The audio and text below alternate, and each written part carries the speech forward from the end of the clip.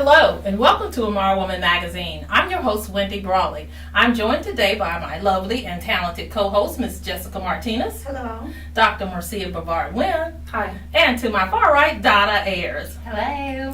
Well, listen, we've got a very action-packed show for you today. We're going to talk about a topic that you probably heard a lot about in the news recently, and that's racial profiling. Now, of course, we'll share our viewpoints on the topic, but you'll also hear from several men in the community who share the horrible experiences they've had surrounding profiling.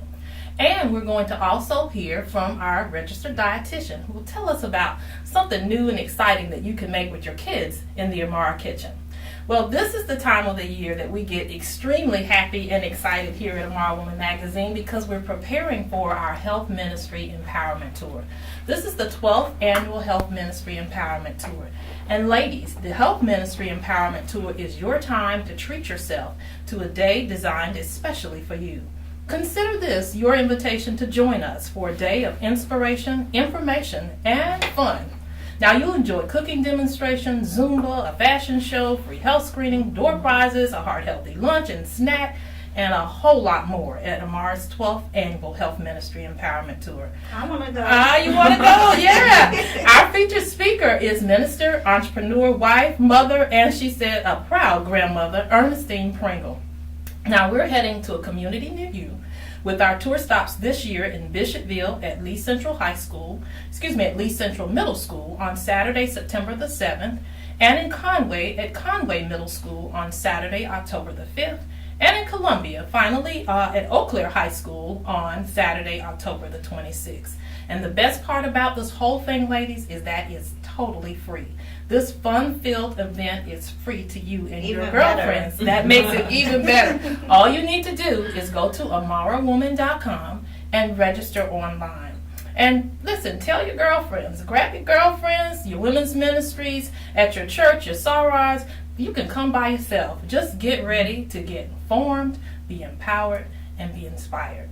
Now, the Health Ministry Empowerment Tour is made possible by the generosity of our presenting sponsors, First Choice of Select Health of South Carolina, the IMARA Health Caritas Partnership, IMARA Woman Magazine, of course, and our co-sponsors, AARP, Richland One Community Coalition, CW, and the IMARA Community Foundation. So get ready, ladies, to get jazzed up for a wonderful, fun-filled day of all kinds of exciting things designed just for you. Isn't that great? A day just for you. Very exciting. I need it now. Well, now that we've talked about that excitement, let's turn our focus to the question, the hot topic really of the day. And Dr. Wynn, this was your conversation to lead. So tell us what we're talking about. Well, this is not a new issue by any means. Racial profiling has been around for as long as I can remember. But more recently, of course, the Trayvon Martin case kind of shed light on this controversial issue.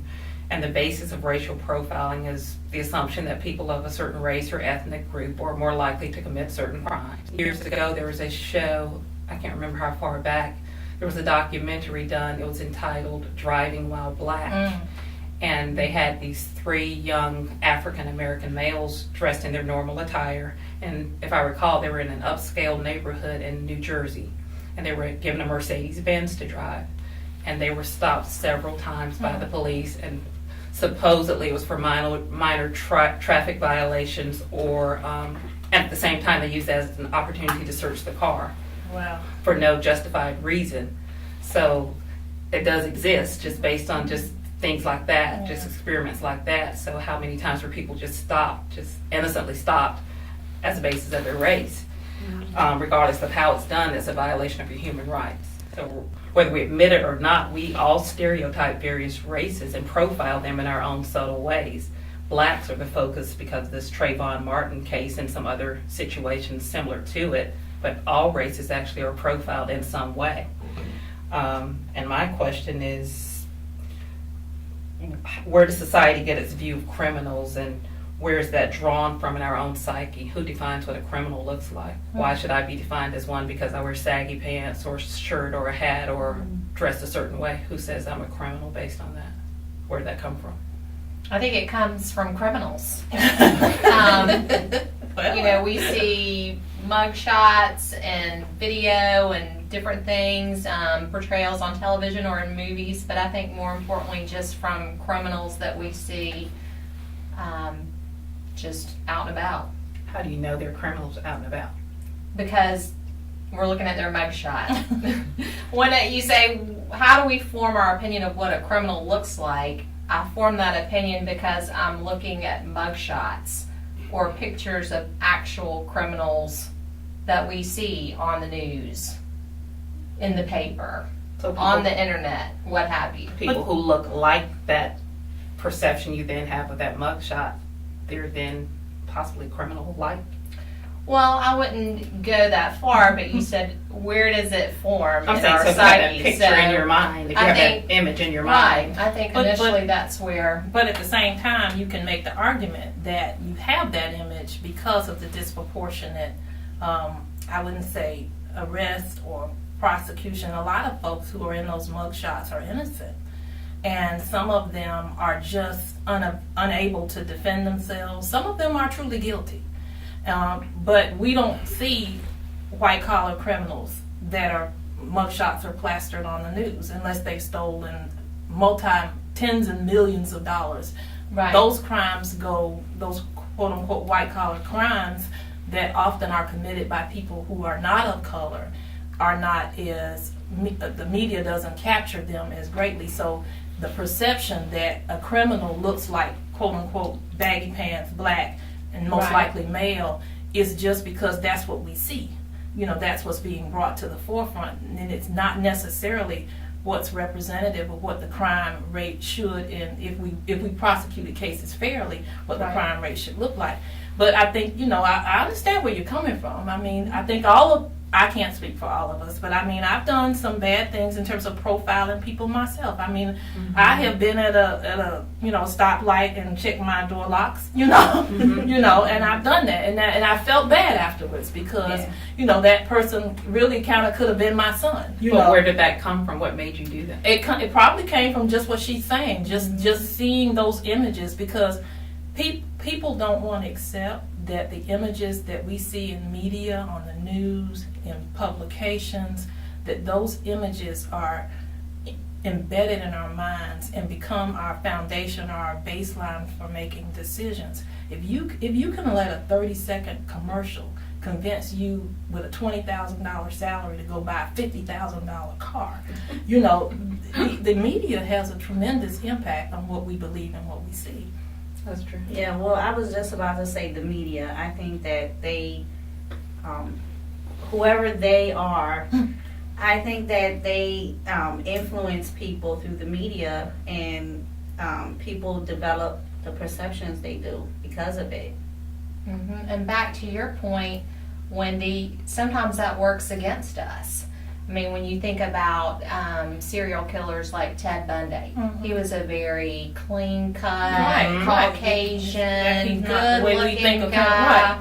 right. Sometimes he would put his arm in a sling and kind of prey on women's, protective instincts and that kind of thing. And the minute he had him in a precarious position, That's when the murder. push him in the van, whatever he had to do. So sometimes those preconceived notions can work against us. Well, That's I a think, good I think what separates this particular topic, and I know we gotta go to break, but what separates this particular topic is the fact that even if when a black man is dressed like Ted Bundy was before they suspected him of being a horrible and criminal serial killer, before if they're in a suit, and try to get a cab or a taxi in a certain part of town, they're still treated and profiled the same way. And I think that's what we have to be aware of, that this profiling that we are talking about as it relates to black men in particular, doesn't matter what they got on. I understand what you're saying, a criminal looks like that, but a black man can have on a suit and a tie and be in a nice car, and guess what? If he's riding in the wrong neighborhood, he's still profiled. You said that in your example, they put him in Mercedes-Benz in a neighborhood where people drive Mercedes. But they were dressed in their normal young men attire, whatever they had on at that time. But regardless of that, Who says you don't belong in that neighborhood just because you're black. because you're black? Well, this is great. I want to take a quick break, Marcia, and then we'll toss it back to you. So stay with us, folks. We'll be right back.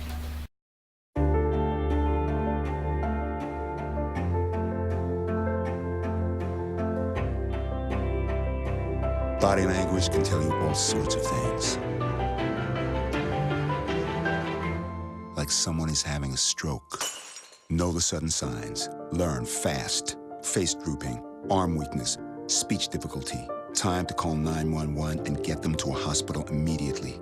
Learn the body language and spot a stroke fast. All in together now, we can make it better now. Come on. Moving a little and eating better every day can help make you and your child healthier. Search We Can to find out more.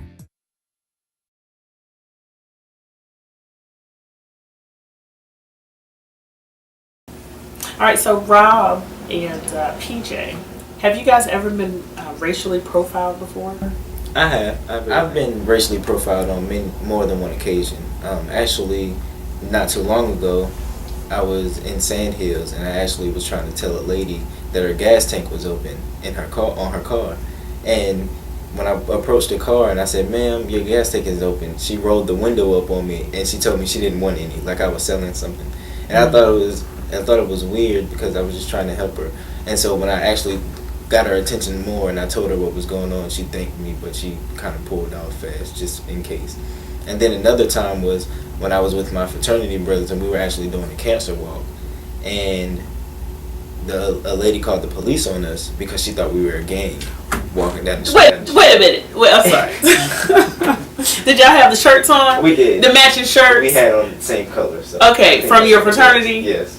And she thought that was, okay. She thought we were a gang, so it was pretty weird. And because when the police officer approached us, he was laughing, and he was like, "Y'all won't believe what happened."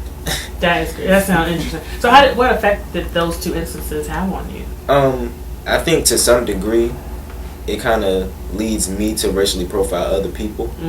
Not even purposely, but incidentally, just because it's happened to me before, so I wonder about how other people may act or how they are stereotyped to act, but it just depends. What was the circumstances around that? Were you driving, walking? I was driving when I was racially profiled. And really I wasn't driving. I was stopped at a railroad track when the police officer pulled me over. It was late. It was probably like around 1 o'clock in the morning. And he basically, I think, was racially profiling. I didn't have anything in the car, any alcohol, and he practically just took me to jail for no reason. Oh, so you actually went to jail? Yeah. So you wasn't speeding or anything? It was just, we need to take you in? Yeah.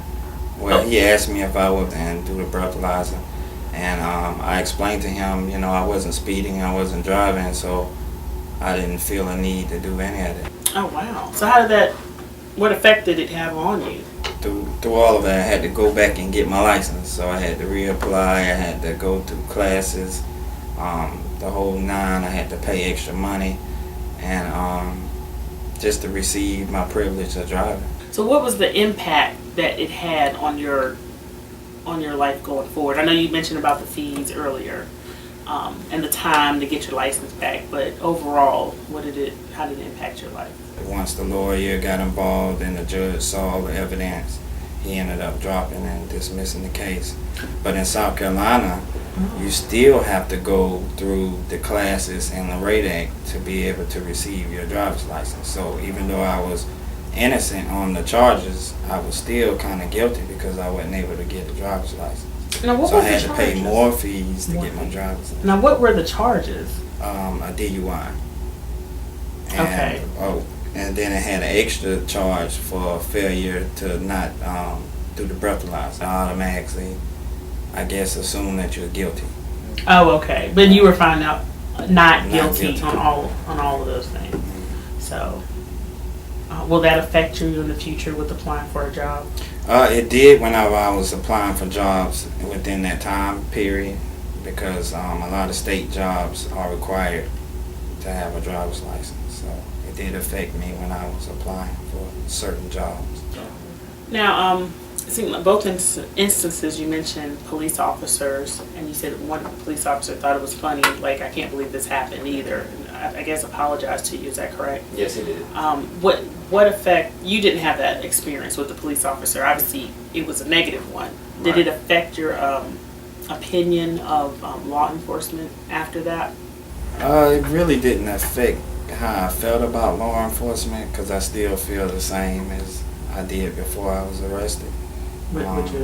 Which is pretty much, it's a lot of racial profiling still that happens in today's society.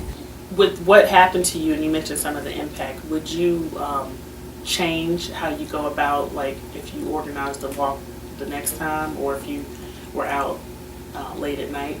Maybe you can answer first, Rob. I don't think I would change anything. I wasn't doing anything wrong. I wasn't disturbing anybody, so just because they racially profiled me shouldn't change my actions. Okay. I agree with that 100%. So what advice, I'm kind of curious, what advice would you give to a man, any man who that has happened to after going through it? What advice would you give them? I would give them the advice of don't give up, keep fighting, get you a lawyer or get some legal advice on how to go about the situation. I would just say keep it positive and keep, in the first instance, keep trying to help people, and in the second instance, keep trying to organize things for your community. If people racially profile you, it's not your fault, and there's nothing you can do about it, because I feel like it's going to happen regardless. Okay. So just keep your head up and keep doing what you do. What I want to know, based on all we've shared in the first segment, is racial profiling ever justified in any instance? Yes, I think so. And I know that that's not a popular answer, It but certainly this is why I say that it is. 100% of times when Middle Eastern terrorists get on planes and try to blow them up with everybody on them, people say, well, you shouldn't profile, but the reason that profile exists is because there is one specific race and gender who is largely responsible for all the bombings and for the terrorism. And I can understand how somebody who is of Middle Eastern descent would be a little upset about that. But I tell you, just about every time I go through the airport, I get stopped. I have to get, and I'm like, strip me down, take me in a room. I will do whatever you want to do as long as I know that this plane is not going to blow up with me in it. But sometimes there's a reason behind people taking a closer look. But and why I think would you? in that instance, it is justified. But not all of the attempted bombings have been committed by people who were of Middle Eastern descent. But why would you even hold that against people I mean, who are of that? And if it justifies it if that justifies racial profiling, why not just say, well, you know what? Slavery was at the hand of white folks. And, so all white folks are, racist, as you pointed out. I mean, that's ludicrous. That's just as ludicrous as assuming that all Middle Easterners are suspect because they're Middle Easterners, or all blacks with baggy pants and blacks that don't have baggy pants but are black, and you can see their blackness, that they are sometimes more prone to commit crime. Where does that have logical reasoning? I think it's almost like a I said, paranoia. I know it's not a popular response, but when she asked the question, that was my immediate thought, that in that particular case, especially in a world that is post 9/11, that, because this certain man of a certain race is largely responsible for a lot of these bombings and these attempts. So it may not be right, but she said, do you ever feel that it's justified? In that case, in those parameters, I do. So And basically, it's not, you want it's all not of the fair, Middle Easterners to get pulled over in the line as they go through security, and they have to go through a higher and level. I don't think that happens. But there are watch lists and that types of thing. Yeah. They're looking at people that come into this country from other areas that are hostile to the United States. And I think, for our safety, sometimes it's worth a second glance, digging a little deeper. Why are they here? That's what is their really background? First glance, though. You probably, it's almost as if You look Middle Eastern. You are Middle Eastern? Oh, then you're suspect. And I'm certainly not saying that everybody of Middle Eastern descent is a terrorist. I think we've all gone round and round with that. But I think that's a reason that profiling exists, especially in, you know, large metropolitan areas and airports and that kind of thing where you could have those types of problems. Yeah, well, I mean, I would like to share a story that Please. happened. And this happened must have been a year ago, and my tire broke down, and I was calling a tow truck, and I'm just waiting for the tow truck. It's really hot, and this lady comes, she stops right by my car, and she rolled down her window, and I'm thinking she's trying to help me. She said, "Excuse me, ma'am, do you cut grass?" I was like, "Oh my gosh, no, you didn't." Because of your Latino. I guess, Yeah. yeah. Of course. I You have to be a said, yard you know, I had to take a moment. I said, "No, ma'am, I don't cut grass." And I went right back to the car. Because I was so mad. I was so mad I could have just slapped her.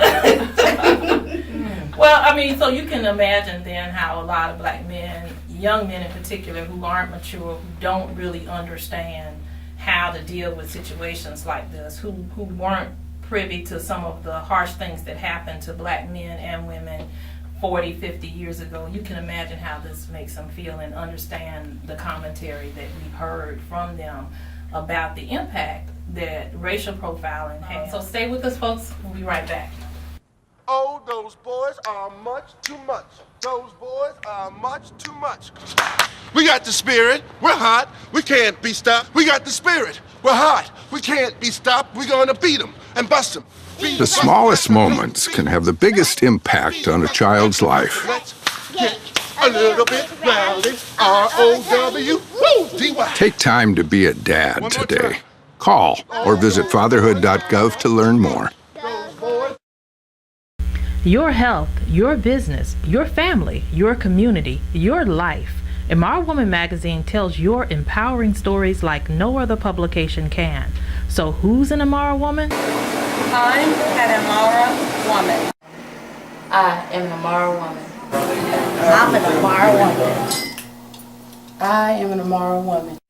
I am an IMARA woman. So like us, follow us, watch us, because IMARA Woman magazine is all about you. Welcome back. Now it's the end of summer and a great time to still get those last great dishes on the grill. So let's check in with the IMARA kitchen. Hey Phyllis, what's cooking in the IMARA kitchen?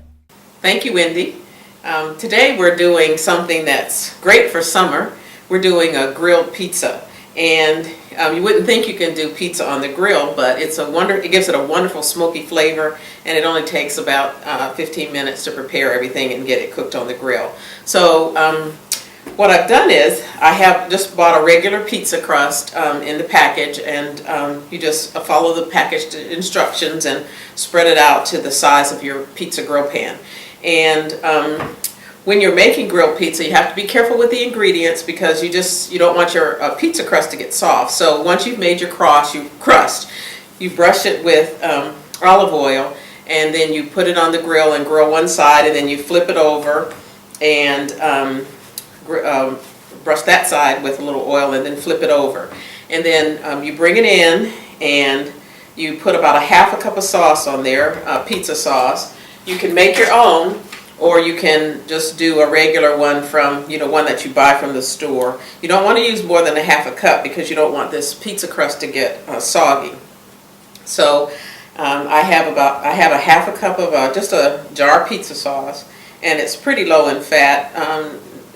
Sodium's pretty low on it, so it's okay to just use a canned pizza sauce. And the other thing, when you're using your vegetables, you don't want to use more than a half a cup because vegetables are very high in water, and that too will make your pizza crust very soggy. So I have a cup of mozzarella cheese, a low-fat mozzarella cheese, and I just like to spread a little bit around.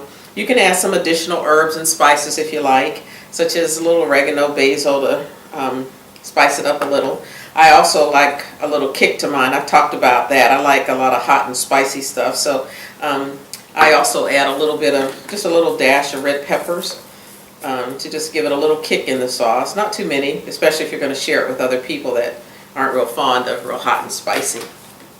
And just any mix of vegetables that you like. I have some red onions here and some yellow and green peppers, and just spread them around. As I said, don't use too many because the water from the vegetables will make your pizza crust real soggy. And have some tomatoes, and I've even put a little spinach in there for a little bit of green so that you're getting your green vegetables. And you can make it out of anything you want. You can use some leftover steamed vegetables that you don't want to eat again for another meal. So it's pretty easy to just use leftover vegetables or even fresh vegetables here on your pizza. And if you want to be let everybody make their own, you could also do that too, so the kids can make their favorites. This is a vegetarian one, but you can also add a turkey pepperoni or any other types of meat and protein that you want to add. Leftover chicken, some shrimp. You can really make it anything, be creative and make it whatever you want this pizza to be.